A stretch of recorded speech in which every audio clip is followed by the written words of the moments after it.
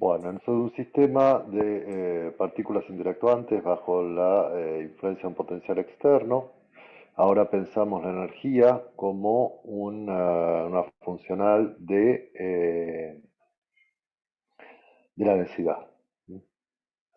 Donde este término representa la interacción con el potencial externo y en FDN tenemos la energía cinética y la interacción entre los electrones. De acuerdo a Hohenberg-Kohn, esto es una funcional universal de la densidad que es independiente del potencial externo.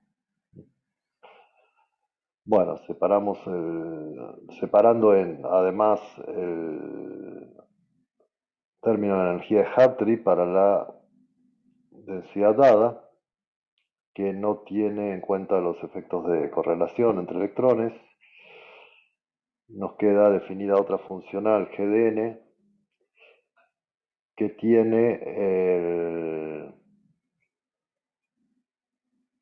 la energía cinética como funcional de la densidad y este término que tiene en cuenta los efectos de intercambio y correlación entre electrones.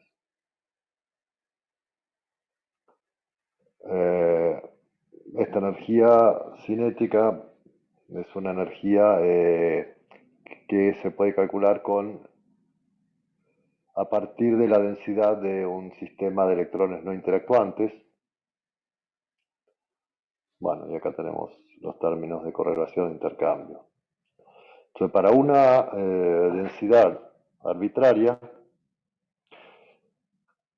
en general estos términos no tienen una expresión exacta simple y en teorema de Hohenberg-Kohn no nos dice cómo calcular esta funcional. Entonces, distintas aproximaciones se usan para poder calcular estos términos.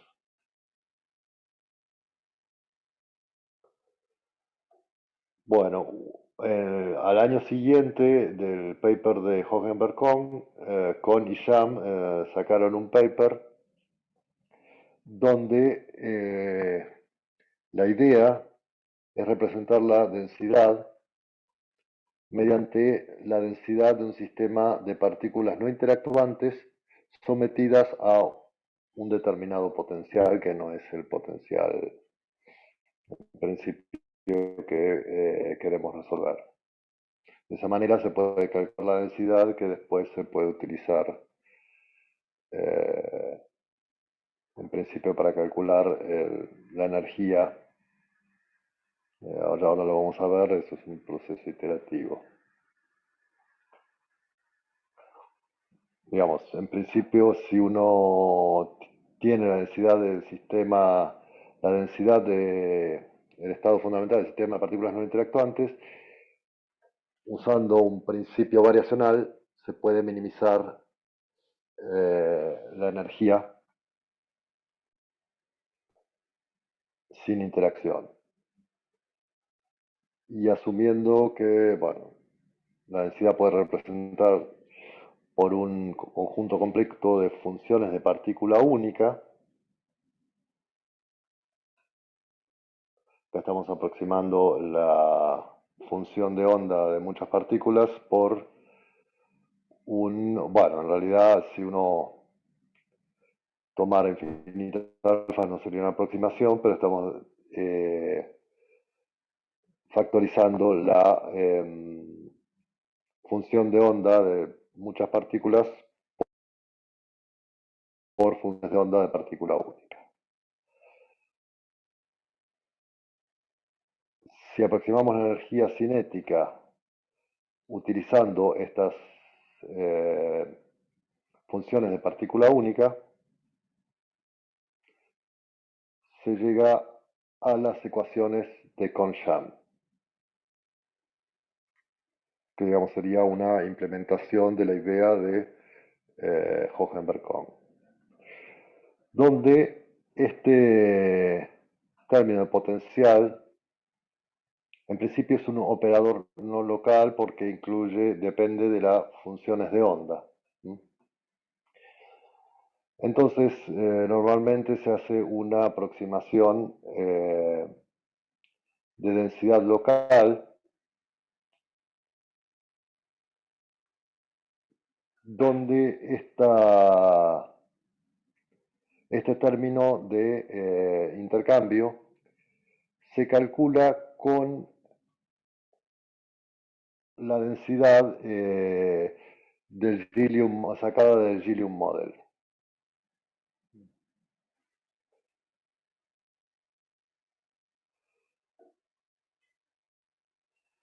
Bueno, y esta es la...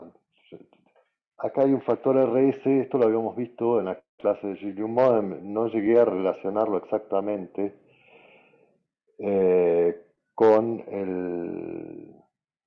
con las cantidades que habíamos visto nosotros, pero básicamente este gamma es un factor de forma y utilizando la aproximación de densidad local se consigue una expresión aproximada para esta energía de intercambio por electrón. Y a partir de ahí se podrían empezar a hacer cuentas. Entonces, de esta manera se llega a este potencial efectivo, donde el potencial de intercambio se calcula en una aproximación de densidad local. Y acá tenemos, bueno, el potencial entre electrones y el potencial externo. Esto junto con las ecuaciones de Kohn-Sham serían el punto de partida para cálculos que uno quisiera hacer. Se trata de un proceso iterativo donde uno parte de un potencial externo, elige una densidad inicial, esa densidad inicial utilizando el potencial efectivo del local density approximation mediante la ecuación de Schrödinger, consigue una nueva densidad, se calcula una nueva densidad y esto nos da una energía para el estado. Esa nueva densidad se vuelve a meter en la ecuación de Schrödinger con el potencial efectivo, nos da una nueva densidad y una nueva energía, y este proceso se puede repetir hasta conseguir la precisión que uno desee en la densidad y en las energías.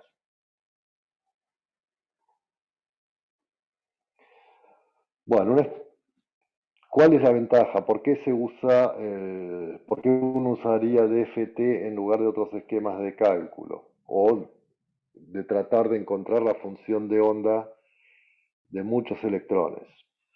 Una estimación de los requisitos de cálculo es que si uno toma una grilla de 20 puntos para calcular la función de onda de n electrones, bueno, necesito en principio 3n coordenadas, guardar. Si tengo 20 puntos en la grilla, entonces la cantidad de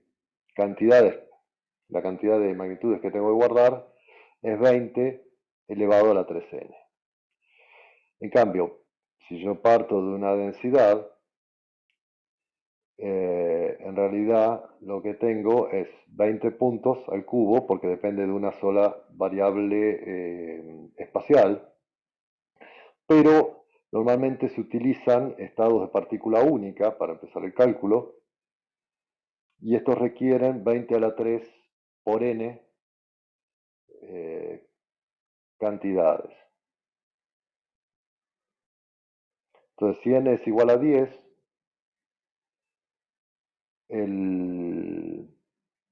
digamos, utilizar la densidad en lugar de la función de onda de muchas partículas, la cantidad de datos que necesito relativa es 20 a la 30 sobre 20 a la 3, es decir que necesito guardar 10 a la 35 más datos si yo trato de calcular la función de onda de muchas partículas que utilizando la densidad. Y además, para guardar las funciones de onda de una partícula, necesito 10 a la 34, bueno, digamos, la función de onda de muchas partículas requeriría 10 a la 34 veces la cantidad de datos que requiere guardar los datos de las funciones de partícula única. Entonces, si uno sumara estas cantidades, tendría más o menos un factor 10 a la 35. O sea que hay una economía de cálculo muy importante cuando uno utiliza este método con respecto a lo que sería tratar de calcular la función de onda de partícula única. Bueno, después hay algunos cálculos que saqué de un paper donde se calcula la energía de potencial de moléculas diatómicas utilizando Hartree-Fock y utilizando las ecuaciones de Kohn-Sham, y tenemos acá también el potencial exacto.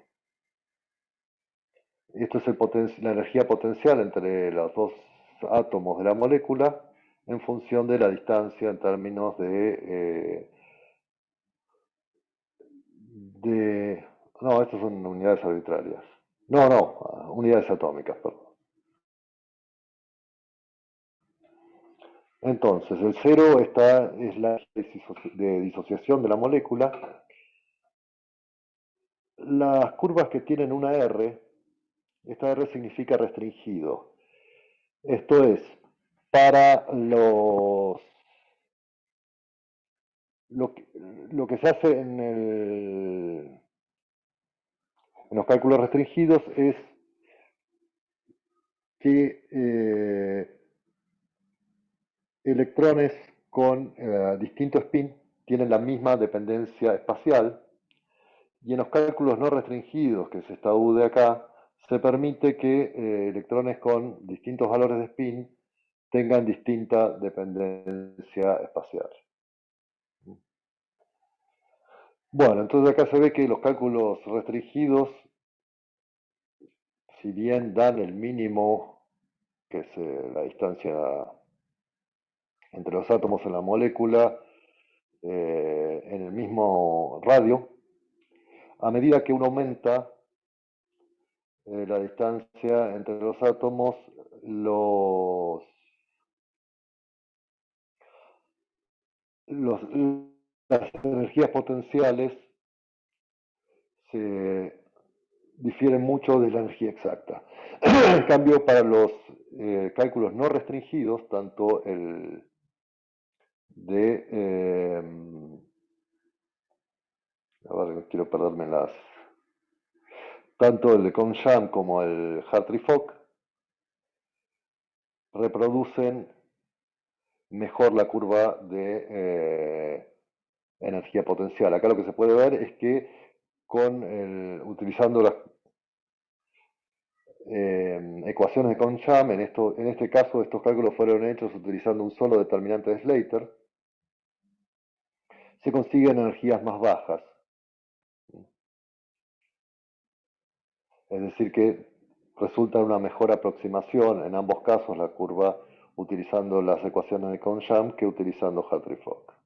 Esto es para una molécula de hidrógeno.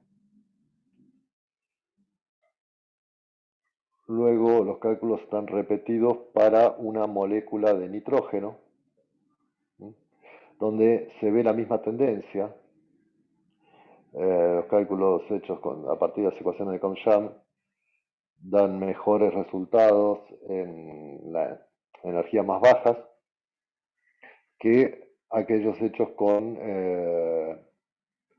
Hartree-Fock, y además los cálculos restringidos eh, representan muy mal el potencial para energías o para radios mayores que el que corresponde a la mínima energía.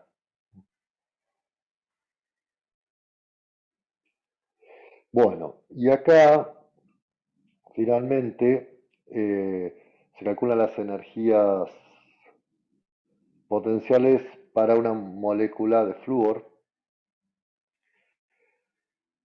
donde tenemos la energía exacta, las mismas curvas que antes, que ahora ya no dan tan bien, calculadas con Consham y Hartree-Fock, y estas otras dos son utilizando dos determinantes Slater en lugar de uno, utilizando otro método que no, digamos, desconozco, pero sé, por lo menos está aclarado que utilizan uh, más de un determinante de Slater. Bueno, las ventajas de FT frente a otros métodos. Por un lado es la economía de cálculo y por otro lado reproduce bien algunos observables como la energía del estado fundamental, los parámetros de red en sólidos y algunas otras cantidades. Las desventajas es que las funciones de onda que se utilizan no necesariamente tienen una interpretación física. Los efectos de correlación se tratan de manera aproximada, lo que puede alterar el peso relativo de las energías de correlación con respecto a los términos.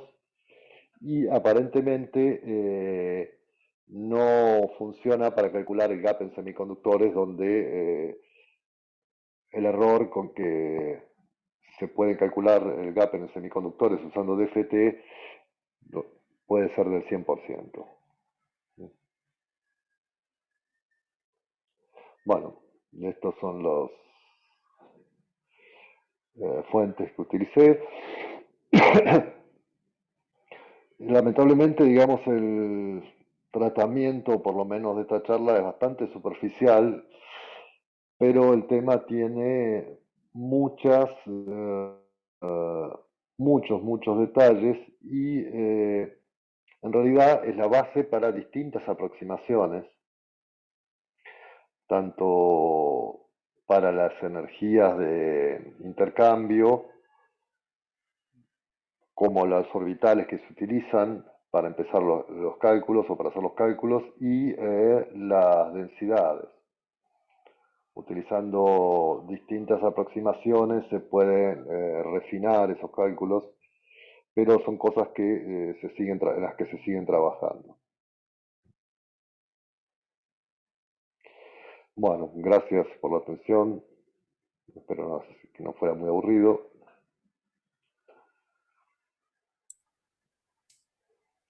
No sé si alguien tiene alguna pregunta.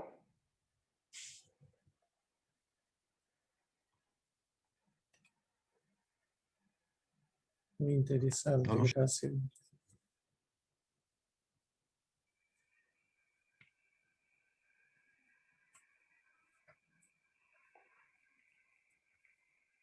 Bueno, si no puedo apagar la grabación y vemos si hay más preguntas